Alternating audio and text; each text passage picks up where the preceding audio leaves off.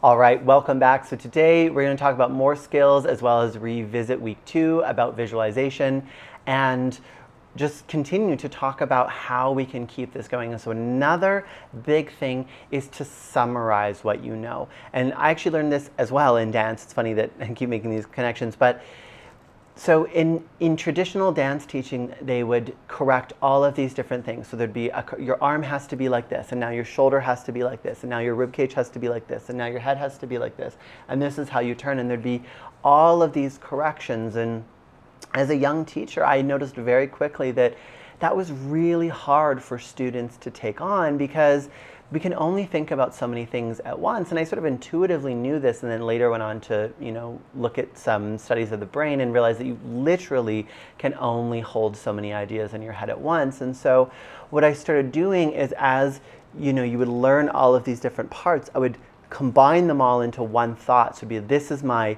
pirouette position, and it'll lock the arm correction, the shoulder correction, all these different parts into one feeling, I would call it, and that's the pirouette feeling. And then it was easier because that was just one thought, and then I could think about other things like performing and musicality and all of these different things. So it's kind of the same with anything really, but with these personal development concepts, we can summarize it. So if yesterday was all about language, and the summary for that is really just reframing, and it truly is. If you were to remember one thing from week 1, it'd be reframing. If it were to summarize from week 2, it's that whatever you visualize, whatever you think about, the picture you hold in your mind is what your mind works to make real and move you towards. And it doesn't really matter if that's something that you want or you don't want, whatever is in there. And if you don't have a vision of the future, then what's in there is the past.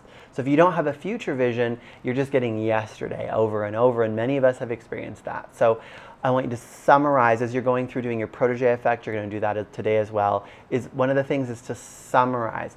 Now the other thing, and this is another I feel like has been a huge superpower for me in accelerating learning, is looking for the overlap. Looking at what different people are saying and how does it connect to what we already know. I've already talked about, so many people will read a book or attend a seminar and it's like, I learned this thing over here and that's great, and then you forget about that thing. And I think about our mind like a neural net, like literal mind map, like we had in school. You put one thing in the middle and then you draw, and then there's little circles, and that's kind of how our nervous system works. Is it's all about making connections. And actually, people that speak multiple languages recover from brain injuries faster because they have more connections. It's because their brain is literally more resilient because of those connections. So in your cortex, where in the language center, you'd have sort of the core, it'd be the hub of where English lives, and then English is attached to all these things. So say if the idea of dog is over here, you've got English attached to dog. But then if you also speak French and maybe Spanish too, then you also have French attached to dog. You have the French word for dog. And so for every language you learn, you have a language center, and you have to connect literally that language to everything you know. And so we can do that same thing with our understanding. And this was something, again, that helped me so much when I was learning it, and still do all the time, because what a lot of people will do is they'll look for the conflict. I saw it in people that I did my training with. They'd be sitting there kind of trying to fact check everything, looking, well, I learned about this concept in this language and that's not what they said, and so you're wrong or they're wrong or someone has to be wrong. I spent all the time that I was studying looking for the overlap. And a huge revelation, and I think why I understand this stuff so well, is a big thing that I noticed very quickly is that all of these different people were saying the same thing. You've got law of attraction people, you've got the neurobiologists, you've got mindset people, you've got high performance habit people, and they're all saying to do the same thing, this beautiful, incredible overlap. And I saw that very easily. I know I'm a little bit of an anomaly, but you can do that too. So when you do another personal development, if you do a seminar or read a book or even read an article, instead of just taking it as its own set of information, what we don't want is to have all these little islands of information that are separate in our brain. We want to link them. right? We want to say, okay, I learned this stuff from Michael's course, and now I'm reading this article, and they're usually in totally different language, but they're actually saying that your thoughts are the point of control. So I'm going to look at the overlap and link that. I'm going to look, oh, now I'm doing this other thing, and I'm going to look at the overlap. Oh, I'm at this wedding, and I'm observing people at my table, exhibit some of those things that we learned about in, not to do. And I'm going to link that back to my understanding because I understand it so well. And that kind of like having multiple languages and linking them to all of these different things, it's the same thing. The more you can link your existing understanding to what you're learning, the more, one, you reactivate it all, and the more, two, connections that you have, which is literally how your brain and your nervous system commit things to long-term memory. So we want to look for that overlap. And this kind of funny story, I had a client who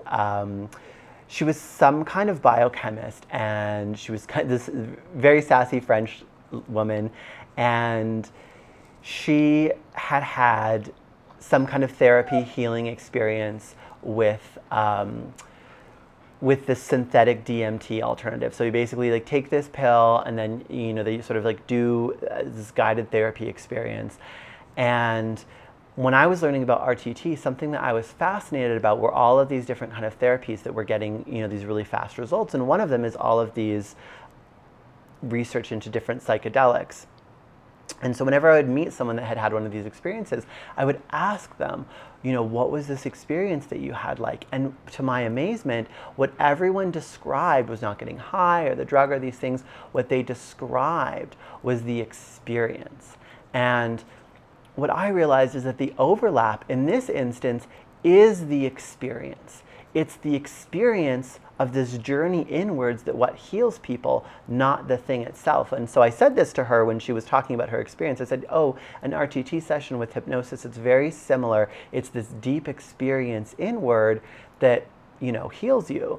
And she said, oh, no. You do not understand, this drug is very special, and it changes the brain in this way, and it changes the nervous system in this way, and you can't replicate that without it.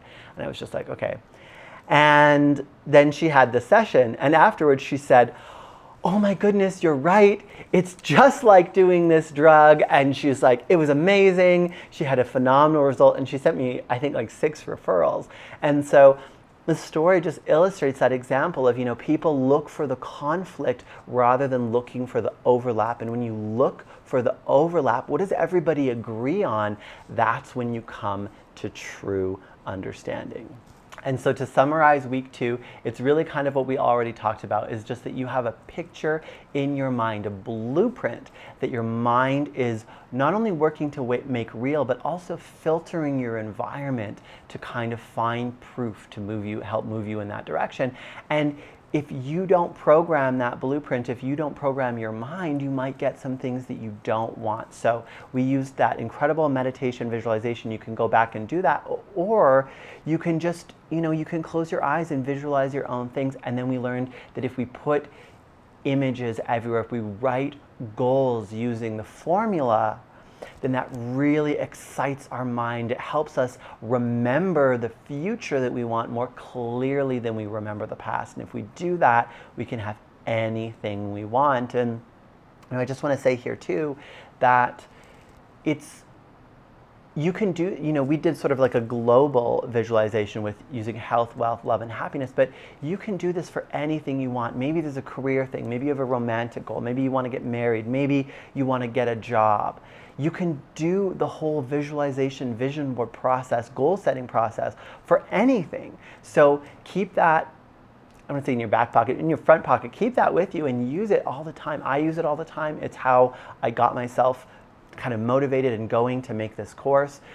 You can use it for healing. If you're sick, there's all kinds of incredible books and stories, about people that used visualization to heal themselves from something, because literally if you focus on something enough, you can use your mind to tell your body to heal. You really are that powerful.